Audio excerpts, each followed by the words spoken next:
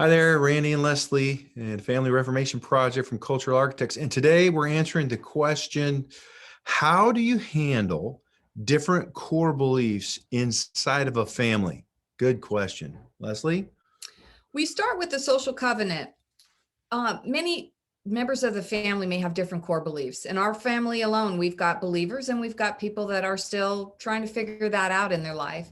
And so, before you launch into the differences in core beliefs, it's important to establish foundationally your social covenant. And that's where you ask the other members of the family, what do you need from me? And conversely, what do I need from you? And you establish some things in the family that are universal to any belief system: kindness, being loving, creating that safe, fun environment where you can be who you actually are, a place where you can come and share your heart and be listened to and heard, not judged, Mm-hmm. but a place where it's safe to be who you are. Those are the foundational things that everybody in a family can agree upon. That's really good. Every single person, parent, grandparent, child, adult child, every person is responsible for what they choose to believe or not. Nobody really gets to tell somebody else what they believe or what to believe. We try to do that a lot, even in parenting. Believe this. The truth is, we all choose, knowingly or unknowingly, what we believe about ourselves, God, each other, the world, family, money, sex. I mean, everything. We choose that. And so, creating an environment in the home where people can be a part and belong, but are responsible for their own thinking is really healthy. Because when the thinking is bad, when I'm a kid and I don't want to obey my parents, and you know that's one of the big 10, right? Obey your parents. That your day, it's important that it's safe for them. They're not in trouble, but there's a learning opportunity here.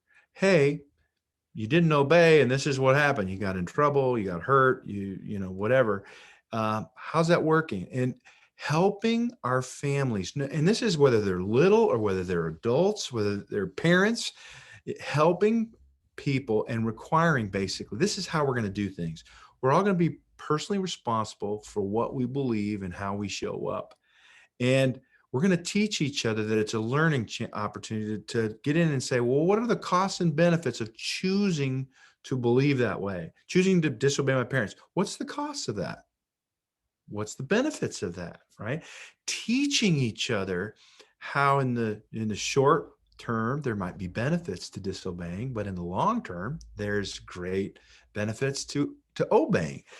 And that's just one example. And it doesn't have to be with little kids, but an environment in the home when kids are being raised is the most powerful, because that's children are wet cement. Those first 6 years especially, they're open to being shaped and to determining a lot of those beliefs in those first few years. And so even then, though, it's healthy to help them understand that they choose their beliefs, they get the consequences, and they can change their beliefs. And so, we have several tools. Even in the identity protocol, we have a tool for families. It works if your kids are little or big, called the identity, I think it's CVP tool, core values and purpose tool. Mhm. We walk a family through what are really our core values. Like, what do we believe? And we all contribute to that, whether kids are small or adults. And everybody gets to have a say, and everybody's a part. And through that process, we determine which ones of these are really common and what is our family core values. And obviously, when kids are littler, you have a little more input and shaping that as parents. But the principle is the same. Everybody gets to participate. Everybody gets to choose in. Are you with us in this?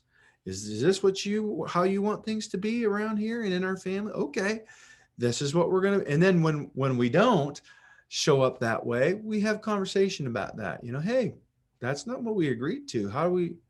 What's going on there? I'm curious. What's the thinking? So there's some real good tools in here to be able to, but tools are tools and they're good, but there's also this part of just honoring another person and respecting what they choose to believe. That's really important when you've got older kids or adult children. They may choose to have a different worldview than you do. And while that might be painful at a core level as a believer, for instance, the real opportunity here is to invite them into a conversation and know that when they come home, that you can engage them and Hmm. ask them, what do you believe? What is your worldview? Why do you believe that way? What are Hmm. the costs and benefits of believing that way? And listen, this is really important. You're not listening to fix or change somebody's mind. You're listening with an open It's good. curiosity to really understand what's their thinking, what's really in their heart around what they believe. Mhm. Because if you can create an awareness using a coach approach, which is very core in all of our work, if you create that environment where you're asking these questions that creates their own awareness, they come to their own ahas. Mhm. They come to their own belief system, or they question why do I think that way. It's very empowering. It's really good.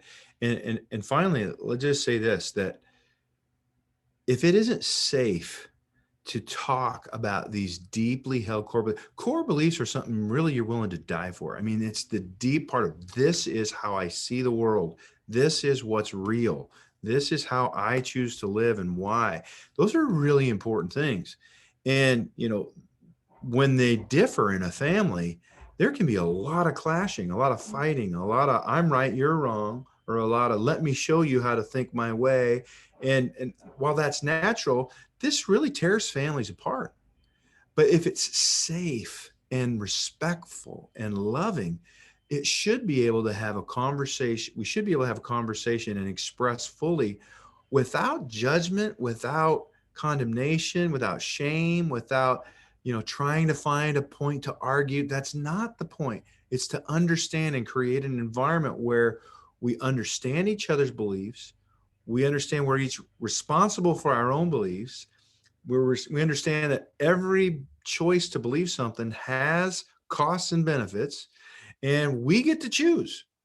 And at the end of the day, whatever the results of our life are, if it's anxiety and fear and poverty or lack or whatever, those results are the result of some choices to believe something at a core level, and likewise the good things. And so we've found in our work that having that safe environment where you can actually step in the water and talk about these important things without fighting or getting more offended or causing even more hurt, but try to create understanding and empathy.